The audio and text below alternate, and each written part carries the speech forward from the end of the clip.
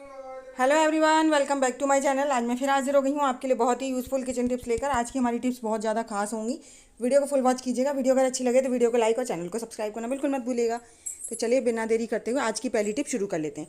आज की जो मेरी पहली टिप है वो है गोल्ड चेन को लेकर। हम लोग गोल्ड चेन जो होते हैं ना वो लोग वेयर करते हैं, या गोल्ड ज्वेलरी कोई भी हो, तो उस टाइम पे हम लोग को एक डर लगा रहता है कहीं हमारी ये चेन मतलब खुल ना जाए या गिर ना जाए। क्योंकि ये जो चेन होती है ना, यहाँ पे जो लॉक होते हैं, ये कई बार हम लोग कितनी भी अच्छी तरह से लगा लें लेकिन थोड़े बहुत ढीले रह जाते हैं, जिससे कि खुलने का डर लगा रहता है और हम इसे पहनने से भी डरते हैं। तो आप एक बहुत ही इजी ट्रिक बताने वाली हूँ जिससे ना ये लॉक यहाँ से बिल्कुल नहीं खुलेगा। चाहे आप उसे कितना भी दिन पहनिए, अगर हल्का फुल्का लूज़ भी रह गया है उसके बाद भी नहीं खुलेगा। तो उसके लिए आपको ले लेनी है सेलो टेप। जी हाँ, वाइट वाली जो ट्रांसपेरेंट सेलो टेप होती है ना, वही लेनी है, कोई और नहीं लेनी है। और उसका आप छोटा सा टुकड़ा कट कर लीजिए। उसके बाद हमें जो करना है ना, उसके लिए आप वीडियो में एंड तक बने रहिएगा। वीडियो अगर अच्छी लगे तो वीडियो को लाइक और चैनल को सब्सक्राइब करना बिल्कुल मत भूलिएगा।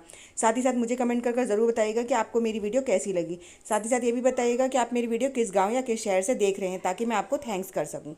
तो यहाँ पर हम क्या करेंगे, जो लॉक वाला पार्ट होता है वहाँ पर हम थोड़ी सी सेलो टेप लगा लेंगे, कम से कम 2 राउंड। जी हाँ, जो 2 राउंड होते हैं ना, 2 राउंड अगर हम लगा लेंगे तो उससे क्या होगा कि यहाँ से लॉक अगर हमारा हल्का पुल्का लूज़ भी रह गया है तो भी वहाँ से नहीं खुलेगा। और वाइट वाली जो ट्रांसपेरेंट टेप होती है वो बिल्कुल भी नज़र नहीं आती है, जिससे कि हमारी चीज़ भी सेफ़ हो जाती है और हमारे मतलब खुलने का भी डर नहीं रहता है। अब आप लोग बोलेंगे जब हम इसे उतारेंगे, नहाते समय उतारेंगे, उस टाइम पे कैसे उतारेंगे?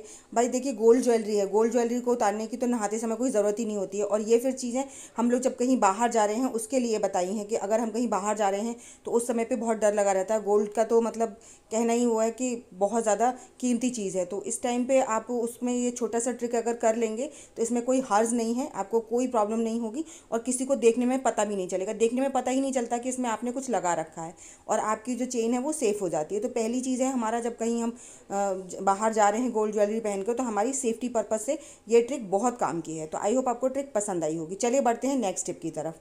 तो मेरी जो नेक्स्ट टिप है वो है इस तरह के डब्बों को लेकर। इस तरह के जो कंटेनर्स होते हैं वो हम लोग कहीं बाहर वगैरह अगर जा रहे हैं तो उसमें अचार या फिर सब्जी या फिर कुछ भी चीज़ ले जाते हैं, और उन्हें हम लोग क्या करते हैं कि बाहर जब हम लोग जाते हैं तो कुछ चीज़ें हम अपने घर की ले ही जाते हैं, और लेकर भी जाना चाहिए, क्योंकि घर की जैसी प्योर चीज़ें वो बाहर मिलती भी नहीं है। तो हम लोग एक मिस्टेक करते हैं कि जब भी हम बाहर जाते हैं तो इस तरह के कंटेनर्स ना ऐसे पॉलीथिन में रखते हैं और एक साथ गठान लगाकर इन्हें बैग में रख देते हैं। उससे होता क्या है कि जब भी हम इन्हें बैग में रख लेते हैं ना, तो एक सबसे बड़ी प्रॉब्लम होती है कि जब भी हम इनका देखते हैं, आप थोड़ी देर बाद एक का मुंह ऊपर रहता है, एक का नीचे रहता है, क्योंकि पॉलीथिन में जगह रहती है, जिसकी वजह से एक डब्बा ऊपर है एक डब्बा नीचे है। और इनसे क्या होता है, इनमें अगर ऑयल वगैरह रखा है हमने, मतलब अचार वगैरह रखा है, तो उनका तेल निकल जाता है और ये दोनों चीज़ें आपस में एक दूसरे में मिक्स हो जाती हैं और ये हमारे बैग में भी गिरने का डर रहता है। तो आपको क्या करना है, रखना इसी पॉलीथिन में है लेकिन कुछ ट्रिक के साथ। आपको क्या करना है, एक डब्बा निकालिए और एक डब्बे को आप उसके अंदर रहने दीजिए, एक साइड में कर दीजिए। आपकी जो पॉलीथिन है इसे थोड़ा सा टर्न कर लीजिए, एक अंटा लगा लीजिए, मतलब बोलते हैं ना जैसे ऊपर का पार्ट नीचे और नीचे का पार्ट ऊपर करके आपको इस तरह से अंटा लगा देना है। अंटा लगाने के बाद आप इस पॉलीथिन को खोलिए। अब ये जो गैप बचा है ना, इसमें आप अपना दूसरा डब्बा रखिए। इससे क्या होगा कि अब आप गठान लगाएंगे ना, तो आपके जो डब्बे हैं ना, जैसे आप सीधे रखेंगे वैसे सीधे ही रहेंगे।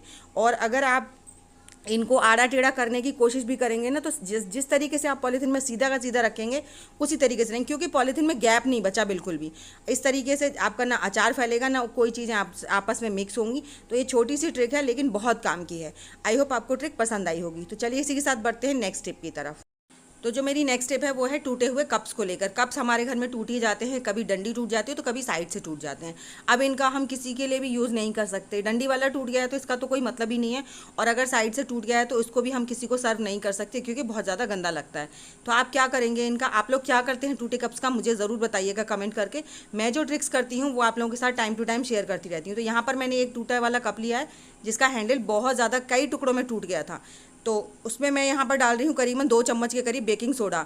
बेकिंग सोडा जो होता है ना बहुत ही अच्छा होता है, सबको पता है, लेकिन हम यहाँ पर कोई क्लीनिंग एजेंट नहीं बना रहे हैं या क्लीनिंग सॉल्यूशन नहीं बना रहे हैं। यहाँ पर मैंने बेकिंग सोडा डाला है। बेकिंग सोडा डालने के बाद मैं इसमें डालूंगी कम से कम 5-10 स्प्रे परफ्यूम की। कोई भी परफ्यूम हो जो आपके घर में हो, या फिर कोई एसेंशियल ऑयल हो, वो आप डाल सकते हैं। मैंने यहाँ पर परफ्यूम का इस्तेमाल किया। उसके बाद उसमें परफ्यूम को अच्छे से मिक्स कर देंगे सोडे में। तो यहाँ पर थोड़ा सा कम लग रहा था, मैंने थोड़ा सा 2-4 स्प्रे और की हैं। अब इसको मिक्स करने के बाद आप कोई भी टिश्यू पेपर ले लीजिए और टिश्यू पेपर से इसको जो हमारा कप है रबड़ की मदद से इसे बंद कर दीजिए। इससे क्या होगा कि अब हमारा ना ये एक बहुत बढ़िया सा ऑर्गेनाइज़र बन गया है, या फिर कहें तो हमारा बहुत ज़्यादा काम हल्का होने वाला है। तो उसके बाद आप इसको किसी भी नुकीली चीज़ से इसमें थोड़े से होल्स कर दीजिए, चाहे कैंची से कर दीजिए, छोटी कैंची है तो, या फिर सुई से या सेफ्टी पिन से कर दीजिए, लेकिन ज़्यादा बड़े बड़े होल्स नहीं करने हैं। यहाँ पर करीबन 8 से 10 आप होल कर दीजिए, और इन होल्स को करने के बाद में आपको ये रख देना है अपने शू रैक में। जी हाँ, शू रैक में जब हमारे बैड स्मेल आती है ना, तो यही स्मेल हमारे पूरे घर में घूमती है, और जिससे हमारे घर में बिल्कुल भी अच्छा नहीं लगता है, और इस तरह से हमें बहुत ज़्यादा अनकंफर्टेबल फील होता है। तो आपको क्या करना है, क्योंकि गर्मियों में ना शूज़ में बहुत ज़्यादा बदबू आती है, और शूज़ में बदबू आने की वजह से पूरे घर में बदबू आती है, तो आप इसको अपने शू रैक में ज़रूर रखिए। इससे आपके घर में बहुत ही अच्छी खुशबू आएगी। आई होप आपको मेरी ट्रिक पसंद आई होगी। तो चलिए बढ़ते हैं नेक्स्ट टिप की तरफ। तो जो मेरी नेक्स्ट टिप है वो है इस तरह के हमारे जो ग्लासेस होते हैं उनके कवर्स को लेकर। ग्लासेस हम लोगों के घर में बहुत सारे होते हैं, चाहे वो सन ग्लासेस हों या फिर ऑप्टिकल ग्लासेस हों, और वो कई बार ऐसा होता है ये कवर्स बहुत सारे इकट्ठे हो जाते हैं, क्योंकि ग्लासेस तो चेंज होते रहते हैं लेकिन कवर्स भी साथ साथ चेंज होते रहते हैं। तो ग्लासेस तो टूट जाते हैं, लेकिन वो जो डब्बे होते हैं ना, ये नहीं टूटते, और ये काफ़ी अच्छे होते हैं, और इनके अंदर ना इतनी अच्छी फोम शीट लगी होती है। ये वाले जो होते हैं इनको तो फेंकने का बिल्कुल भी मन नहीं करता है, तो इनका क्यों ना यूज़ किया जाए। तो आप ना अपने ये जो होते हैं ईयरबड्स वगैरह जब भी आप पर्स में रखते हैं, तो वैसे अगर आप डालेंगे ना तो इनमें स्क्रैचेस वगैरह आ जाएंगे, लेकिन आप इसमें डालेंगे ना रख के तो स्क्रैचेस वगैरह नहीं आएंगे, और आपको ढूंढने में भी आसानी होगी। चाहे आप फिर इसे बैग में रखिए, पर्स में रखिए, या घर पर ही रखिए।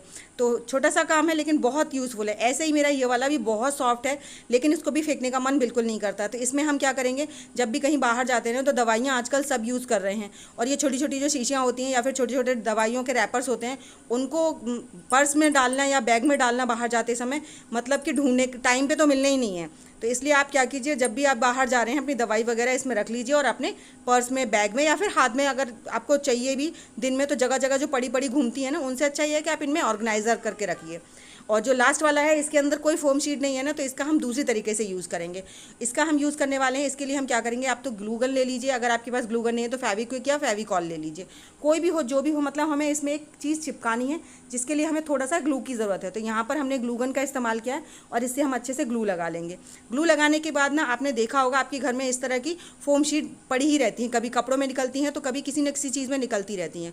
उसके बाद आप इसमें अपनी ये फोम शीट इसमें लगा दीजिए, जितनी बड़ा ये है इसमें अच्छे से इसको 2-4 लेयर करके सेट कर दीजिए। अगर मोटी वाली फोम शीट है तो सिंगल लेयर काफ़ी है, मेरी पतली वाली थी तो मैंने इसको 4 लेयर कर दिया है। उसके बाद हमने ग्लू की वजह से इसको चिपका दिया। चिपकाने के बाद आपको क्या करना है, आपको एक चाकू लेना है, और चाकू की मदद से ना इसमें बीच बीच में थोड़े से कट्स लगाने हैं जो फोम शीट है इसमें, जिससे हमारा ना ये बहुत अच्छा सा एक ऑर्गेनाइज़र बनकर तैयार हो जाएगा। ये कट्स आप अपनी रिक्वायरमेंट के हिसाब से लगा सकते हैं। कट्स लगाने के लिए यहाँ पर मैंने चाकू का इस्तेमाल किया है, आप अगर आपके पास जो कटर होता है वो है तो आप उससे भी कर सकते हैं। और ये फोम बहुत सॉफ्ट होती है ना, तो चाकू से बहुत ईजिली कट हो जाती है। तो इसका हम यूज़ करने वाले हैं अपनी ज्वेलरी बॉक्स के रूप में। ज्वेलरी हम लोग सभी पहनते हैं, आर्टिफिशियल ज्वेलरी हो या गोल्ड की ज्वेलरी हो। तो यहाँ पर हमने अपनी ज्वेलरी को जब हम ज़रूरत होती है तो हमें टाइम पर कभी नहीं मिलती है, तो इसको ऑर्गेनाइज़ करने के लिए इस तरह के आप बॉक्स ले लीजिए, जिससे कि ये ज्वेलरी सेफ़ भी रहेगी और आपको टाइम पर मिल भी जाएगी। तो इस तरह से यहाँ पर ईयररिंग्स भी सेट कर सकते हैं आप इसमें, और रिंग्स भी सेट कर सकते हैं। जो भी है आपके पास जितना भी है आप सब कुछ सेट कर सकते हैं। तो मेरे पास ज़्यादा कुछ नहीं है, इसलिए मैंने यहाँ पर जो भी था मेरे पास वो मैंने सेट करके दिखाया। आप इसमें ढेर सारी चीज़ें लगा सकते हैं।